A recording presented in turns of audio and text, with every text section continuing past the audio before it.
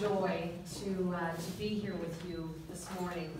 And I want to thank you in advance for allowing me to speak in English. And I sincerely want to thank you for the presentations that were done this morning in English. It gave me a great opportunity to be able to understand the incredible accomplishments of your district. And Governor Kathleen, what a wonderful year you have had. Hearing these reports are nothing short of amazing. And I applaud you. My hat's off to you for a wonderful year with all of your team working very, very hard. I really, truly did love both presentations that we heard this morning. And I have to tell you that the first presentation was almost, it could be a replica of what I want to share with you here today about the progressive way that we are moving forward with our organization. But I thought what I would do is begin, because the power of storytelling is something that's been mentioned several times already this morning. It's something that I talk about very frequently because, you know, for so long we were told to do our good work quietly and not for recognition.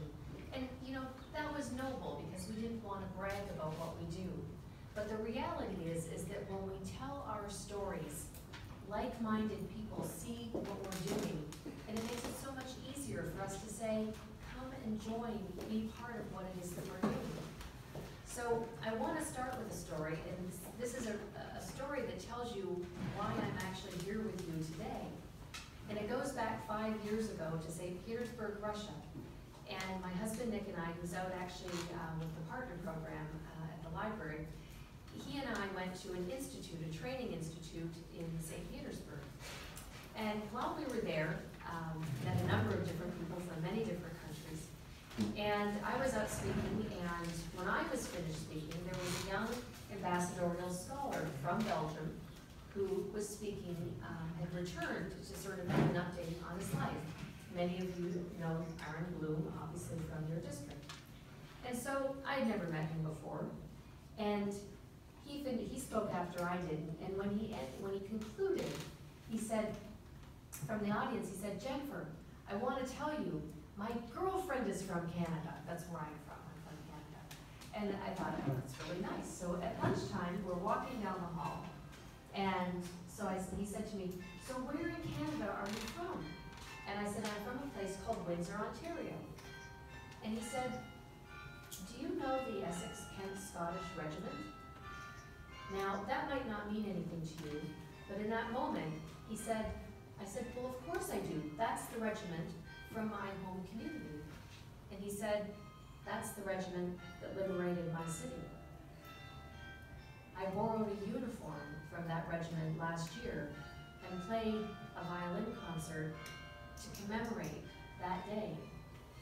We had both traveled from far corners of different parts of the world to meet and come to realize that we had such a powerful, powerful connection. And then I got to meet Katrina, his partner, and we've become dear friends ever since. And so when we were actually routed to go to a district conference in Sicily, and when they found out about that, they said, then you must come to Belgium first.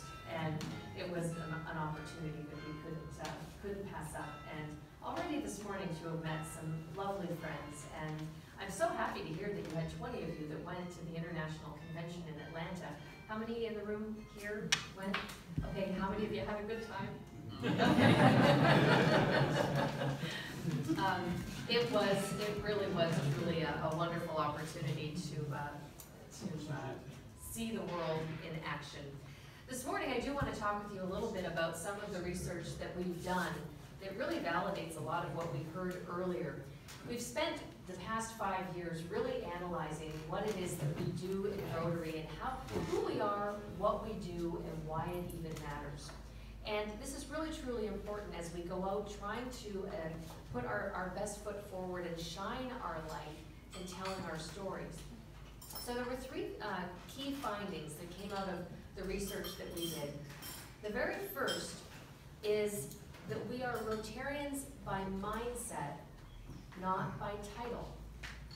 And that's kind of a bit of it could be a blasphemous comment or one that would be seen as negative, but it's about the way that we necessarily our title. That doesn't diminish the classification system because we come to our organization with multiple perspectives and multiple disciplines, and that's what makes us unique. But if you think about it from the perspective of bringing younger members into our organization, do they have the top titles in their companies at the time when they're beginning their careers? They don't. But are they leaders? We're leaders by the way we think, not necessarily our titles. And so that's a really important designation as we look to bringing these younger members into our organization. The number 2 finding was that we are all about connectivity, the powerful and enduring connections that we make with each other. And we all know that because we've been in this organization for a long time. It's these deep friendships. I mean, how many of you can say, because I can say with all certainty, my best friends are Rotarians. Would you all agree? At least some? That's because of the enduring connections and the enduring friendships that we have. So that power of connectivity. Recently, I had the opportunity to travel to a district conference in Taiwan. And I met a group of younger Rotarians in that district who really wanted to show my husband and I a project that they had been working on. And so we went and visited the project, and afterward they wanted us to go ride the subway system with them, which I thought was a bit of an odd request, but anyway, it became very clear that they wanted us to see the billboards that they had up in the subway stations that actually talked about the projects that they were doing. They were showcasing to the public, not just our internal audience, but our external audience, what it was that they were doing. So we got onto this subway, and they had a team shirt. It was a red shirt. Nick and I both had one on, and as we're riding along the subway from stop to stop and seeing these, in between, they're picture crazy, so they wanted to do selfies every 2 seconds. So it was like everybody, okay, my turn, selfie, and so they'd come up and we'd be doing another selfie, and everybody knows what a selfie is, right? Okay, all right, pulse check.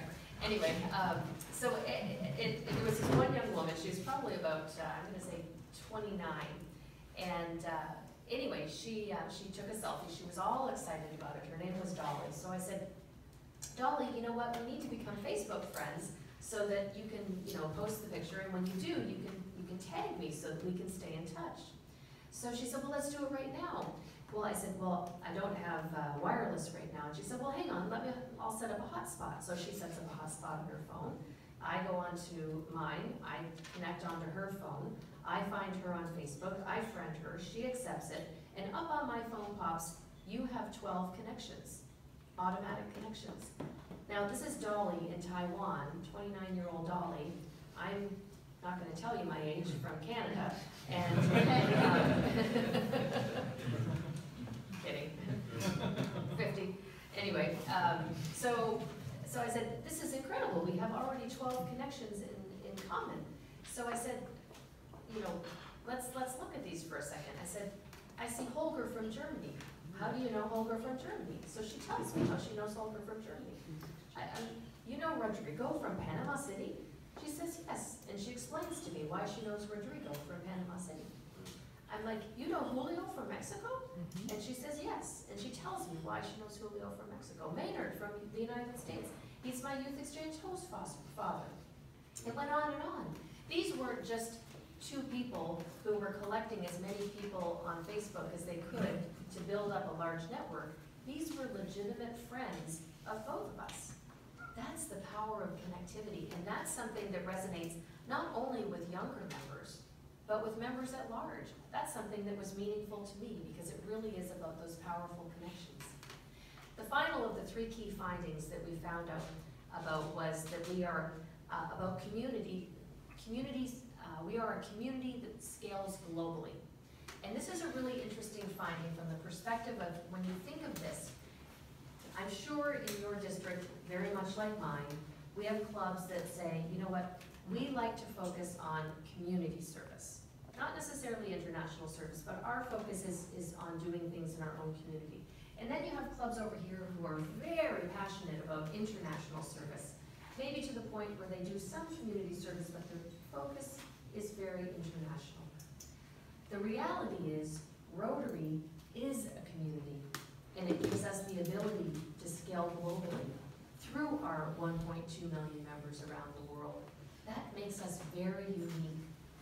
We can reach out across borders, across boundaries, into other countries, into other nations, all over the world, to be able to do something. You can sit at a table in a room like this right now and say, I have an idea, and you can make it happen. Now, that doesn't just appeal to why we're talking about bringing young members into our organization. It appeals to all of us. It's that ability to do something in real time that really makes a lot of sense. You know, we heard about diversity, and we talk a lot about diversity, and it's been mentioned several times this morning about changing the perception of our organization. And you know, if we're bringing younger members in, and when we say diversity, a lot of that is age, it's gender, it's race. Those are all things that we need to do to look, that we need to frame from the perspective of, do we reflect our community? Now, this is not a fresh conversation. This is a conversation we've been having for a long time. And I will tell you that for me to stand up here and say, you need to go out and get younger members, and you need to go out and get more women members, sounds like, you know, a lecture. The reality is, I don't believe that we should go on a campaign to get more women or younger members. The reality is that they're undermined populations. What we need to do is we need to go out and find people who have Rotary right here, regardless of whether they're male or female or old or young. We just have an opportunity because there's more in those areas that we haven't tapped. And if we're going to be relevant in our next century of service, if we're going to survive our next century of service, we need to backfill the channels with people who are going to find our organization attractive. Attractive is another word that we've heard. What is it about what we offer that makes us attractive? I think that boils down to something that is called the value proposition. What is the value proposition of membership in our organization? This is something that we need to really look at seriously. What do you get out of being a Rotarian? And again, that doesn't really matter about age, because it's all about skill development. I can say without certainty, I am a better public speaker, I am a better event planner, I'm better with finances. My husband might argue that. There's so many things that I know I have grown so much through Rotary. That's the opportunity that we need to present to younger members as they come into our organization. We need to sell what they want to buy. And the easiest way we can do that is when a younger member comes through our doors, or we invite them in, is to say, what do you want out of this experience? What can we give you? What can you give us? And that's a big distinction, because you know what? It's not a one-way street. It's a two-way street, because we have a lot to learn from them. You know, in looking at our Rotary brand over the past couple of years and how we can strengthen our brand, we really looked at it from the perspective of, you can see here our new Rotary logo, and getting a better understanding for who it is, who we are. And one of the things that we did was actually we looked at the Rotary wheel, and if you were to put the Rotary wheel out 5 years ago when we were doing initial research on recognition of our Rotary wheel, if you were to ask someone in the community their level of acknowledgement of the wheel, out of 10, 4 of 10 had heard of us, or 4 of 10 rather, hadn't heard of us. 4 in 10 maybe had recognized the name, and 2 in 10 had some knowledge. That was really a painful thing to hear, because, you know, we all who are involved in the organization, who it's part of our DNA, we think, well, of course everyone has to know the good things that we're doing. So one of the things that we did was we actually took our first name, Rotary, out of Rotary International, and attached it to the Rotary logo. And that was done so intentionally, and you see it now on all of the different things that we put forward in our marketing materials and putting out to the public. But the important thing about that is that when you look at that now, there's no way that you can't tell that that's Rotary. And so we're not hiding our light under a barrel any longer. We're saying definitively, we are laying claim, we are Rotary. Now, I was talking a little bit about in talking about the logo, what I really wanted to switch into is telling you, in that research, we defined what we call our new operating platform. And it's 6 key words that you're likely familiar with at this point now, because we see it on our Rotary website, we see it on all of our publications, and that's these words: join leaders, exchange ideas, take action. Now let me sort of explain that to you. It's a bit of what we call an operating platform, and it's a way of framing the answer to the question that came up earlier: what is Rotary? Because we all get asked, what is Rotary, all the time. You know, this is going to sound unbelievable, but last week at the International Convention, for those of you who were there, for those of you who weren't, I had the incredible opportunity to interview on stage golf legend Jack Nicklaus. Now, we were sitting backstage for about an hour chatting beforehand. He has been a polio ambassador for us for a number of years, but in the course of conversation, this is the question he asked: Jan, what is Rotary?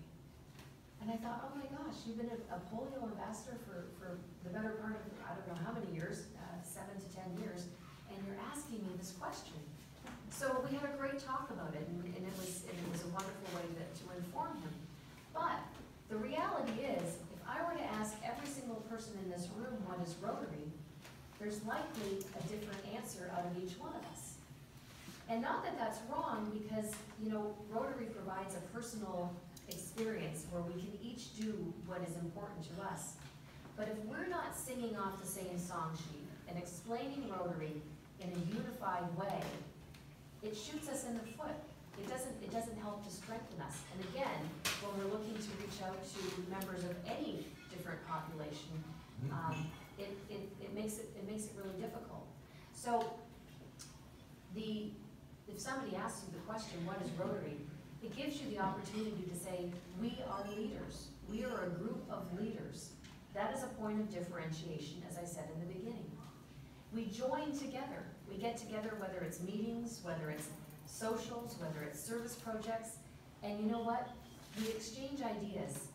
We want to tackle the world's most pressing challenges. And you know what? Because we're smart people, we take action. We come up with the game plan to solve these problems. And so you can personalize that concept to say, we're a group of leaders in XYZ community. We get together on a regular basis in an art club. We really are passionate about literacy in our local community and building water wells in India. And our group, we take action by going out into the field and doing this, and doing this, and doing this. So you can see what it provides a framework, if you will, but not necessarily a boring static speech, but it gives us a unified presence as we go out. I want to make another comment about bringing younger members into Rotary. And one of the things that I feel very powerfully about is that we don't necessarily frame it by the term younger members. I think we should be looking at young thinkers.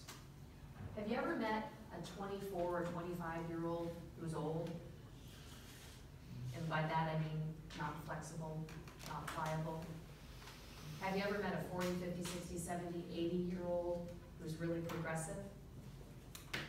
Come on, guys, shake your heads. You gotta, some of you here gotta be feeling pretty progressive.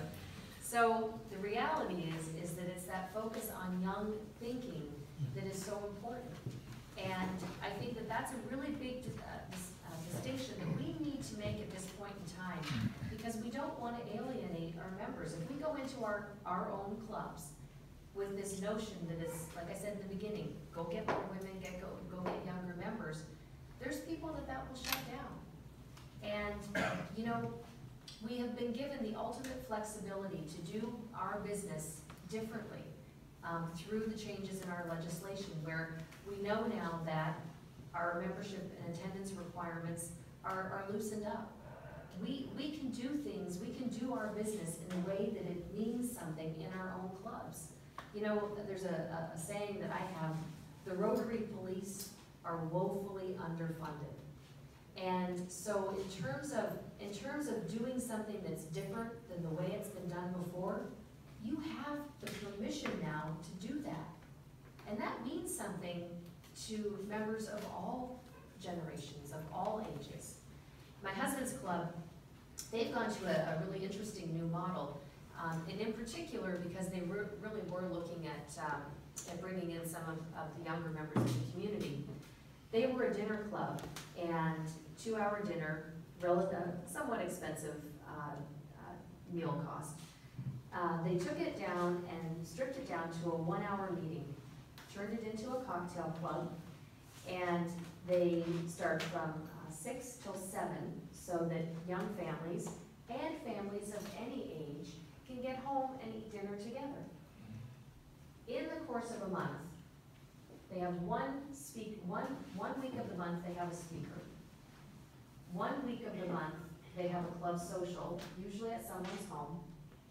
1 week of the month they have a hand-on service project. And 1 week of the month they have a club assembly to organize their upcoming events and the business of the club. Which of the meetings do you think are the best attended? The social and the service. Because you know what, it doesn't matter what age we're talking about, it's the enduring friendships that we make with each other. And it's also getting our hands into service, getting our hands into something that means something. Because you know, inviting someone to a Rotary Club meeting to join is not necessarily the best way to attract them to our organization. Once they get Rotary, once they understand what it is that we do, you can sit through any bad meeting. But you have to get it here before you understand that, and before it means something to you. So let me just finish with a story, and then I want to open up the floor to allow for any questions that you guys might have. Certainly from a board perspective, anything that's going on currently right now in the organization that you would like some information on. I'm an open book. I'll answer questions on absolutely anything. But I do want to finish with a story, and one that is a favorite of mine that I like to tell. I live in Windsor, Ontario, Canada, which is directly on the border with Detroit, Michigan. And my district is an international district with clubs in the United States and clubs in Canada. And so, as a district governor, I was also the first female district governor in my district, unfortunately 10 years ago already.